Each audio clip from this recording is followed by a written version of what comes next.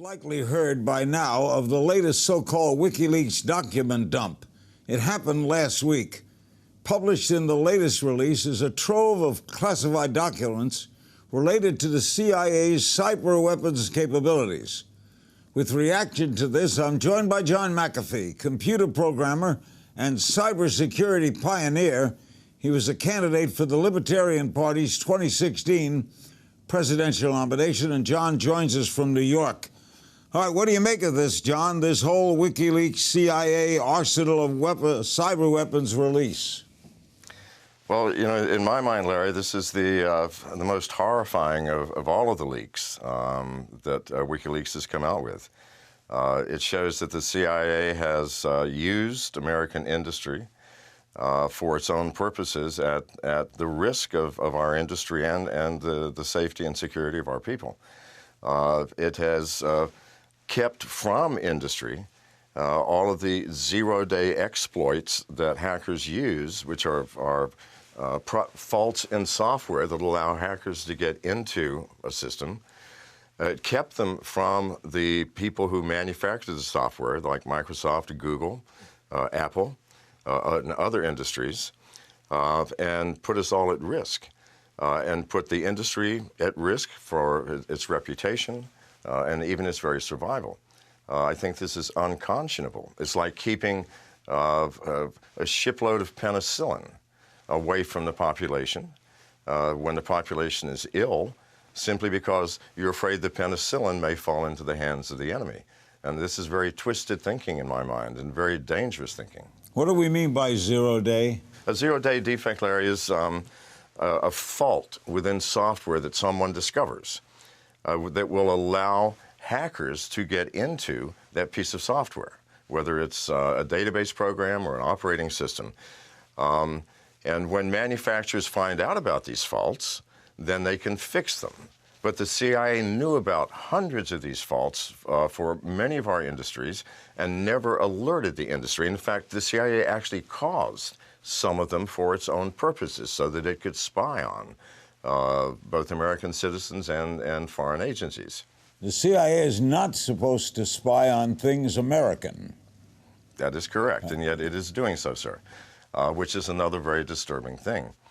You know, to me, it is the most horrifying, because not only is it breaking its constitutional directive, but it is literally harming the American public and our American industry and enterprise by its actions. And are they not supposed to be the stewards of American citizens? I mean, that's not their mandate to protect us, but certainly as part of our government, security, safety for American citizens. So who gets the blame for this? You know, I'm afraid I would have to blame the past two directors of the CIA under Obama. And I think it's a shameful approach to doing business. And it saddens me. It really does. My whole heart is virtually broken over this. That, you know, I'm a patriot. I love America. I was raised here.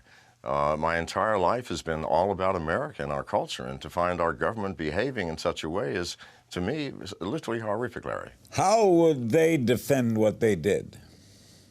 Well, they will defend what they did because their directive is also to find out information about our enemies.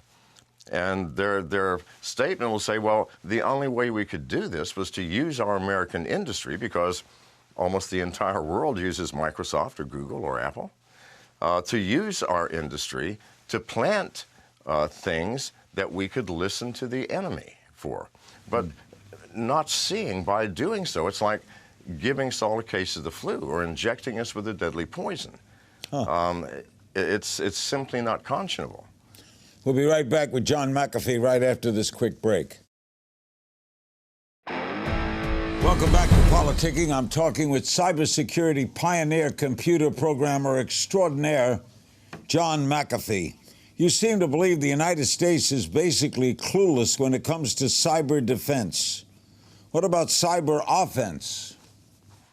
Well, we're excellent at cyber offense. I mean, that was one of the things that came out of this trove of information, is that the CIA has some awesome cyber weaponry.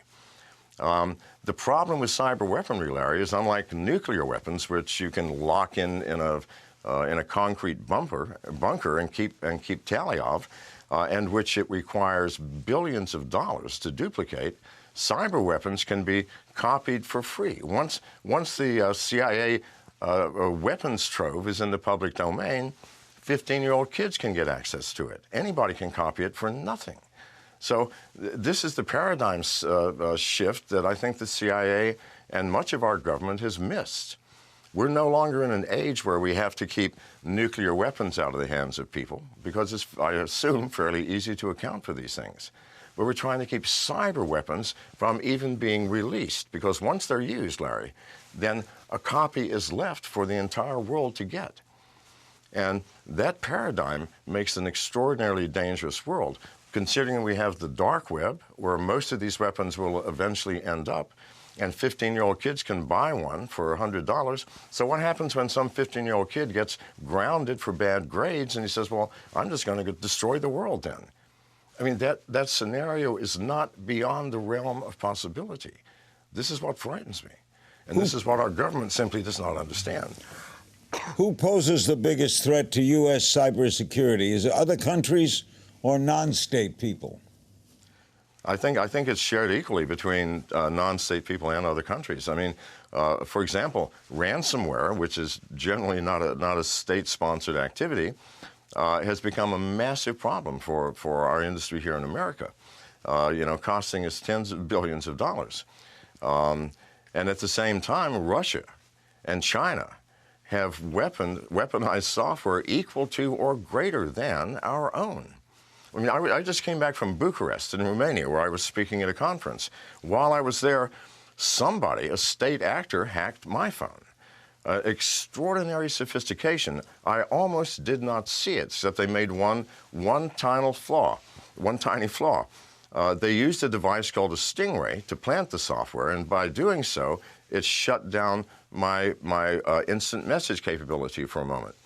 When I left the hotel and got a few blocks away, it came back. I got closer to the hotel, it disappeared again. So without that one error, I would not even have noticed it. And I had to actually buy a new telephone, Larry, to get rid of it. It was that sophisticated. Huh. You couldn't do a factory reset. I took it into AT&T. They couldn't do anything with it, so I just bought a new phone. All right. What do you say to the millions of Internet and smart device users, maybe billions? What do you tell them about their security and privacy risks? Well, basically, if you have a Samsung television, that television is listening to you. And in their user manual, they say, if you want to have a private conversation, don't do it in front of the TV. Now, that's the madness of the condition that we're in now. The CCTV cameras. We have smart refrigerators. There was an attack on the Internet done by CCTV cameras just a few months ago, which brought down half of the Internet here in America. And it was a very unsophisticated piece of software that did that. The Internet of Things is being built by people who are great at building refrigerators or safes or thermostats or cameras, but know nothing about software and even less about computer security. So we are opening Pandora's box, and this is going to come back and bite us hard. John, next time we talk, I'd like to do a whole show with you. Thank you so much.